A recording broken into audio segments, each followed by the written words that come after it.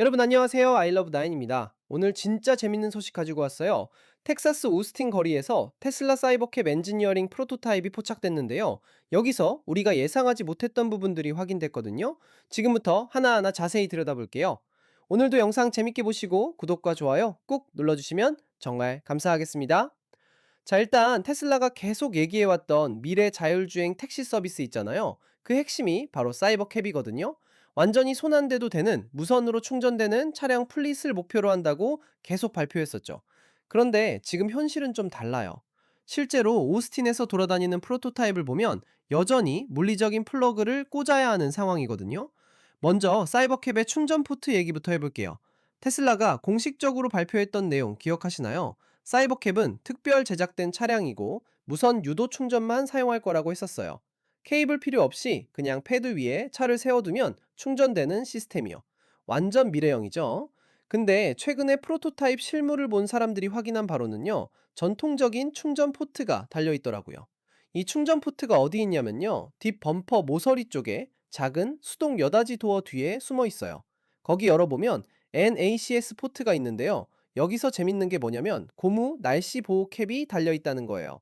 이런 고무 캡은 보통 테슬라가 아닌 다른 전기차들, 그러니까 CCS 포트를 사용하는 차량들에서나 볼 수 있는 부품이거든요. 테슬라 차량들은 보통 이런 고무 캡을 안 쓰는데 말이죠. 왜 이렇게 됐을까요? 이게 프랑켄슈타인처럼 이것저것 붙여놓은 것 같다는 느낌을 받을 수 있는데요. 사실 이건 엔지니어링과 테스트 단계에서 필요한 과도기적 장치예요. 지금 현재 인프라스트럭처 상황을 보면 무선 유도 충전 패드가 거의 없거든요. 테스트용으로라도 말이에요. 그러니까 실제로 차량을 돌아다니게 하고 충전도 해야 하는데 무선 충전 패드가 어디에도 없으니 기존에 있는 슈퍼차저 네트워크를 활용할 수밖에 없는 거죠. 이 물리적인 NACS 포트 덕분에 프로토타입들이 데이터 수집도 하고 필요할 때마다 충전도 받으면서 테스트를 진행할 수 있는 거예요. 자, 이제 정말 기다리셨던 나비문 얘기해 볼게요. 사이버캡의 극적인 나비문이 최근에 영상으로 포착됐거든요. 영상 내용을 보면요, 테슬라 엔지니어가 빗필러에 있는 버튼을 눌러서 도어를 열어요. 그러면 나비날개처럼 열리는 거죠. 근데 더 신기한 게 뭐냐면요, 엔지니어가 차 안에 들어가니까 문이 스스로 닫혀요. 모델 X에 있는 파워드 도어랑 비슷한 방식인 거죠. 모델 X 타보신 분들은 아실 텐데요. 팔콘 도어라고 하는 그 위로 올라가는 문 있잖아요. 사이버캡의 나비문은 그것보다는 훨씬 단순한 구조예요. 복잡한 힌지 시스템이나 센서가 덜 들어가 있다는 얘기죠. 그럼에도 불구하고 승객이 타고 내리기에는 충분한 공간을 제공해줘요. 문을 활짝 열면 정말 여유롭게 탈 수 있거든요. 여기서 하나 더 짚고 넘어갈 부분이 있어요. 테슬라가 앞으로 도어핸들 디자인을 바꿀 가능성이 있다는 건데요. 전기식 도어핸들만 있는 디자인에 대한 규제가 예정되어 있거든요. 그래서 사이버캡 최종 버전에서는 도어핸들 디자인이 지금과 달라질 수도 있어요. 아직은 프로토타입 단계니까 계속 지켜봐야겠죠? 이제 실제 로보택시 서비스 얘기로 넘어가 볼게요. 사이버캡 프로토타입이 오스틴에서 사람들의 시선을 끌고 있긴 한데요. 실제로 운영되고 있는 로보택시 서비스는 아직 약간 개조된 모델 Y 차량들로 이루어져 있어요. 2026년 1월 말 기준으로요. 테슬라가 전체 플릿에 무인 감독 없는 주행, 그러니까 언스퍼바이즈드 라이드를 몇 대 섞어서 운영하기 시작했거든요. 이 언스퍼바이즈드 라이드가 뭐냐면요, 앞좌석에 안전 모니터링하는 사람이 없어요. 완전히 차만 있는 거죠. 그래서 승객들이 앞좌석에 앉아서 진짜 자율주행의 마법을 경험할 수 있게 된 거예요. 생각해보세요. 운전석에 아무도 없는데 차가 알아서 움직이는 거예요. 진짜 미래를 경험하는 기분이겠죠? 그런데 여기서 중요한 포인트. 언스퍼바이즈드, 그러니까 무감독이라고 해서 완전히 모니터링 안 한다는 건 아니에요. 처음에 언스퍼바이즈드 로봇 택시들이 발견됐을 때를 보면요, 테슬라 추적 차량들이 바짝 붙어서 따라다녔어요. 혹시 모를 상황에 대비한 거죠. 근데 가장 최근에 포착된 언스퍼바이즈드 로봇 택시들은 이런 추적 차량이 없더라고요. 실제로 테슬라 최근 실적 발표 콜에서 일론 머스크가 확인해 줬거든요. 이제 더 이상 추적 차량을 사용하지 않는다고요.